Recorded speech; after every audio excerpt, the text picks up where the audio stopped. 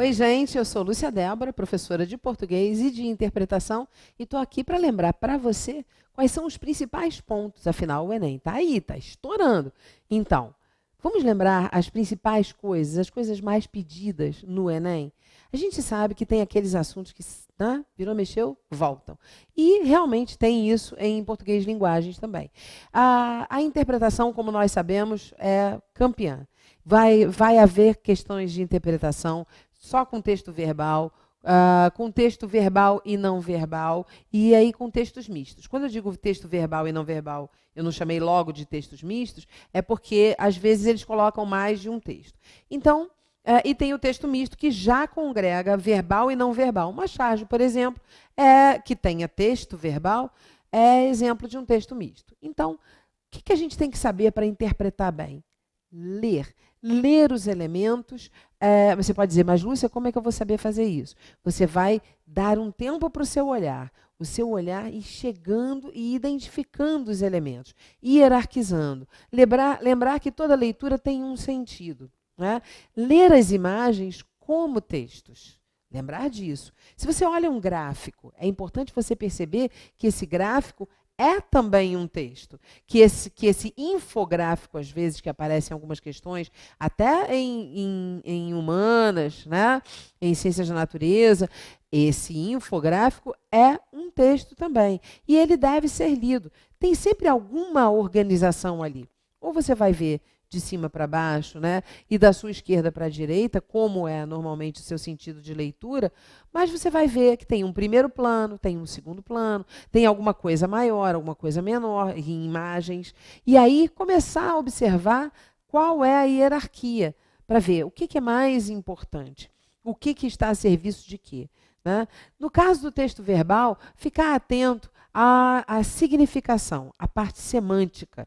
É muito comum que os textos caminhem por campos semânticos, ou seja, palavras que se associam pela significação. Não estou falando de sinônimos necessariamente, estou falando de palavras que, quando são ditas, puxam outras, né? Existe isso, não existe?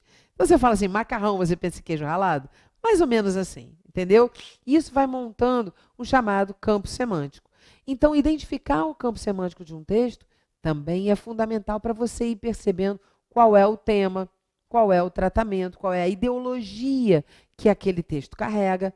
E nisso, as questões de interpretação vão se tornar mais fáceis, mais transparentes ao seu olhar. Além disso, observar os recursos usados, o que nós chamamos de recursos formais. Então, recursos formais não querem dizer necessariamente um uso formal da língua. Isso tem a ver com variabilidade linguística e eu já menciono para você. Mas recursos formais, recursos que têm a ver com a forma do texto. Então, como o texto se organiza no papel, que forma ele se apresenta? É um texto em prosa? O que é prosa? Aquele texto corrido? É um texto organizado em versos? É um poema? E que recursos ele utiliza? Rima, métrica. No caso do texto em prosa, ele usa adjetivação, ele usa o polissíndeto, né? As múltiplas ocorrências de conjunções, ele usa gradação, palavras que vão num crescendo ou até diminuindo, no crescendo, clímax, diminuindo a intensidade, o tamanho, a impressão que se passa, anticlímax. Vá observando isso, tá? Usa muita subordinação, usa períodos curtos.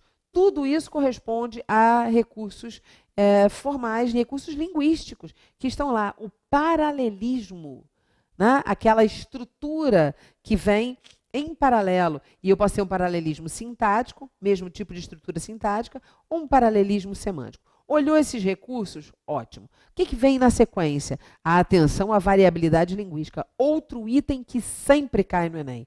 Em 2014, foram 5 questões envolvendo conhecimento de variabilidade linguística. Então, vale a pena estudar e rever isso. A variabilidade linguística diz respeito a quê? A possibilidade que uma língua tem, uma língua viva, de variar. A língua acompanha a evolução, os usos, as necessidades dos falantes. Então, a língua vai variar. Palavras antigas que já não representam nada nesse mundo serão aposentadas. Novas palavras serão incorporadas. E por aí vai. Então, toda uma criatividade do falante vai aparecer exatamente, se manifestar por meio da variabilidade. E o que a gente tem que saber desse assunto? Que a língua viva varia, né? Isso garante a sua sobrevivência.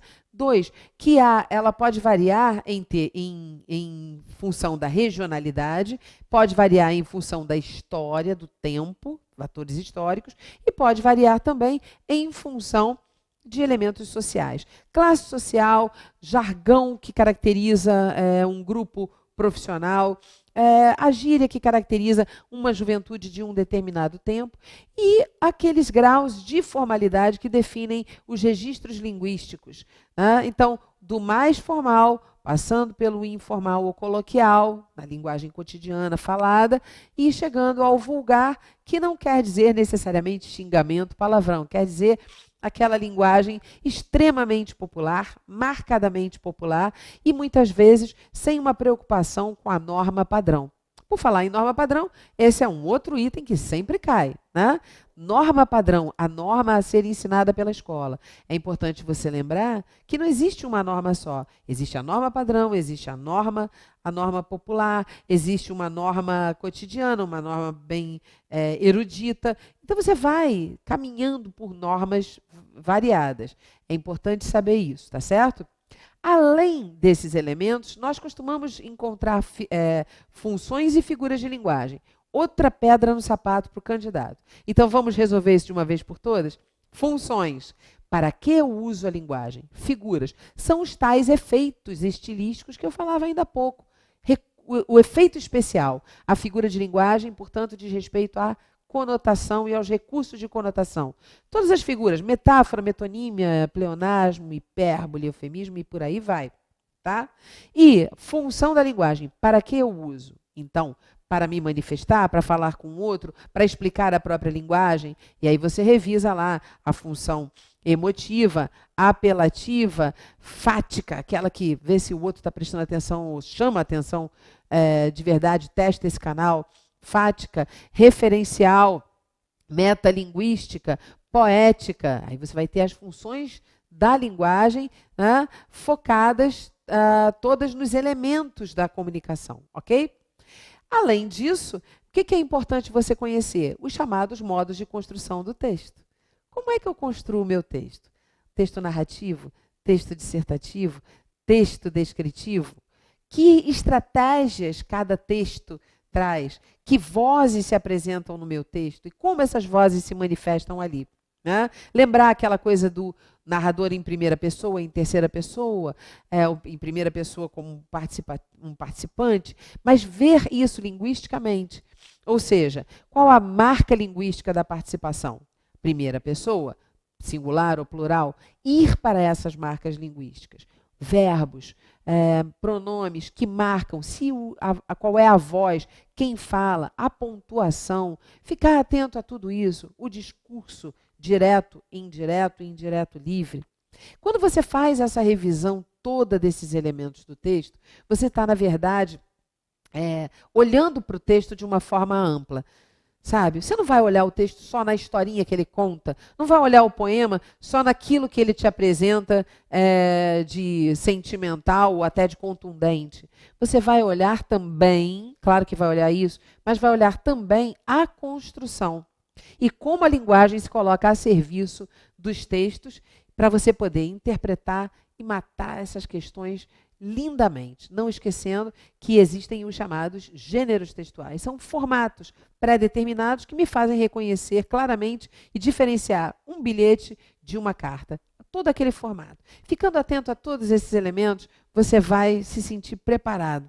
E na véspera do Enem, no dia 23 de outubro, nós vamos estar juntos para te ajudar ainda mais uma vez a lembrar aquilo que falta. Dar um polimento nessa sua joia do saber e a gente vai se encontrar num aulão, né, de véspera aqui no QG do Enem, que também será transmitido pelo portal R7. Você não pode perder isso de jeito nenhum. A sua melhor companhia para a véspera do Enem é com a galera do QG do Enem.